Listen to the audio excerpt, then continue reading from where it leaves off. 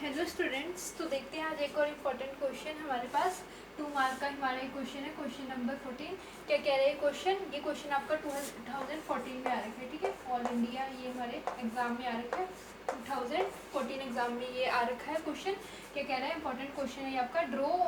Draw the graph of the electric field with the distance R from the centre of the shell.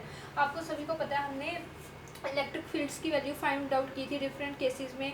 हमने एक sheet वाले case में हमें पता है, हमने मतलब आपने की होगी शीट वाले केस में की होगी, एक आपकी जो वायर थी, लॉन्ग वायर, इनफाइनाइट वायर, उसके केस में, और एक आपकी स्फेयर वाली शेल वाला केस था, स्फेरिकल शेल वाला। इंपॉर्टेंट केस है ये सबसे। तो इसमें हमें ग्राफ ड्रॉ करना है वेरिएशन इलेक्ट्रिक फील्ड का डिस्टेंस के साथ। तो ड्रॉ करते हैं इसको। यहाँ पे देखिए, इस साइड हमने ली है हमारे पास इलेक्ट्रिक फील्ड, ठीक है, इलेक्ट्रिक फील्ड, और यहाँ पे हमने डिस्टेंस लिया एक्स एक्सिस और वाई एक्सिस। तो यहाँ पे हमारे पास डिस्टेंस है और यहाँ पे हमारे पास यहाँ पे इलेक्ट्रिक फील्ड है और यहाँ पे हमारे पास डिस्टेंस है। तो हम सभी को पता है कि जब हम स्फेयर के इनसाइड होते हैं, हम सभी को पता है जब हम क्या होते हैं, स्फेयर के इनसाइड होते हैं, तो हम सभी जानते हैं कि स्फेयर के जो इनसाइड है चार्ज आपका क्या होता है, इलेक्ट्रोस्टैटिक शील्डिंग हमने पढ़ा था ना, उसकी वजह से आपका जो इनसाइड द सरफेस होता है चार्ज जीरो होता है, जिसकी वजह से इलेक्ट्रिक फील्ड भी सरफेस के इनसाइड क्या होती है, जीरो, स्फेरिकल शेल के इनसाइड।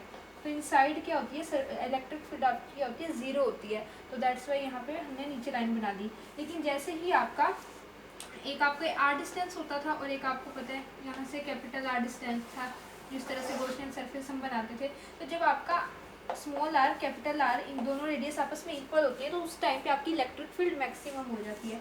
यहाँ से एक स्ट्रेट लाइन बनाएंगे, इस लाइन पे, इस पॉइंट पे क्या होती है, आपकी जो इलेक्ट्रिक फील्ड होती है वो मैक्सिमम हो जाती है जब आपकी स्मॉल आर की और कैपिटल आर की वैल्यू आपस में इक्वल हो जाती है। और हम सभी जानते हैं, हमने जो फॉर्मूला पढ़ा था उसके अकॉर्डिंगली आपकी जो इलेक्ट्रिक फील्ड होती है वो डिस्टेंस के इन्वर्सली प्रोपोर्शनल है। यानी कि जैसे जैसे आपका रेडियस बढ़ेगा, जैसे जैसे हम आउटसाइड द स्फीयर जाएंगे, तो आपकी इलेक्ट्रिक फील्ड क्या होगी, डिक्रीज होगी, क्योंकि इन्वर्सली प्रोपोर्शनल है। तो आर जैसे ही बढ़ेगा, आर की वैल्यू जैसे ही बढ़ेगी, आउटसाइड द स्फीयर जाओगे आप, जैसे ही स्मॉल आर की वैल्यू बढ़ेगी वैसे ही इलेक्ट्रिक फील्ड आपकी डिक्रीज होगी।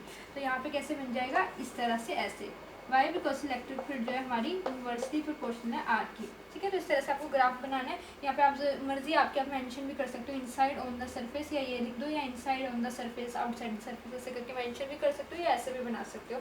इनसाइड द सरफेस आपकी इलेक्ट्रिक फील्ड जीरो रहेगी, बिकॉज इलेक्ट्रोस्टैटिक शील्डिंग की वजह से net charge inside the surface zero होता है। On the surface electric field की वैल्यू मैक्सिमम होती है और कांस्टेंट होती है, और जब जैसे ही डिस्टेंस आपका बढ़ता है तो इलेक्ट्रिक फील्ड की वैल्यू डिक्रीज होती है। तो ये हमारा ग्राफ था, इंपॉर्टेंट क्वेश्चन था ये हमारा स्फेरिकल शेल के लिए, आउटसाइड, इनसाइड और आउटसाइड द सरफेस हमारा जो है ये ग्राफ इलेक्ट्रिक फील्ड और डिस्टेंस का। तो इसको अच्छे से आप नोट डाउन कर लीजिए।